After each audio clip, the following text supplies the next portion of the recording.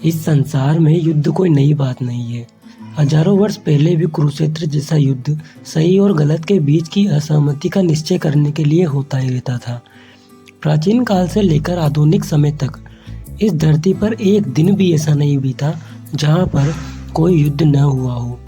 आपके पास नहीं तो आपसे दूर, कभी कभी धन संपत्ति के लिए, लोभ के लिए, कीर्ति के लिए, कहीं अपनी श्रेष्ठता सिद्ध करने के लिए कहीं न कहीं पर युद्ध जरूर चल रहा होता है। लेकिन ज़्यादा से ज़्यादा जो युद्ध होते हैं वो हमेशा नीचता से भरे हुए होते हैं और यही प्रक्रम अब 21वीं सदी में फिर से अपने आप को दोहरा रहा है। दूसरी ओर अब ऐसा लगता है कि युद्ध मानव सभ्यता में उनके कर्मों के भाग्य का एक ऐसी नियति है जिसे टाला नहीं जा सकता। दूसरी ओर शांति प्राप्त करना कठिन है। शांति पर चर्चा तो होती है, लेकिन उसके लिए क्षण भर से अधिक समय के लिए शांति के दर्शन बिल्कुल भी नहीं होते। सभी का अधिकतम जीवन काल, भले ही वह कितने ही सरल क्यों न हो, या तो अपने सामाजिक या राजनीतिक या आर्थिक या मानसिक या शारीरिक अस्तित्व को बनाए रखने के संघर्ष में ही कट जाता है।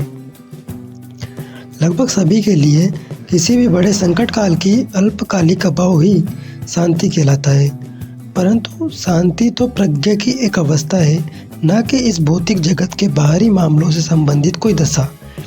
शांति तो एक आंतरिक अनुभूति है, लेकिन इसका आध्यात्मिकता से भी हम रिलेशन देख सकते हैं। वेद और शास्त्रों की प्रज्ञता, श्रीमद् भागवत गीता में कहा गया है कि जीवो जीवस्य जीवनम, एक जीवन दूसरे जीवन का आहार बनता है।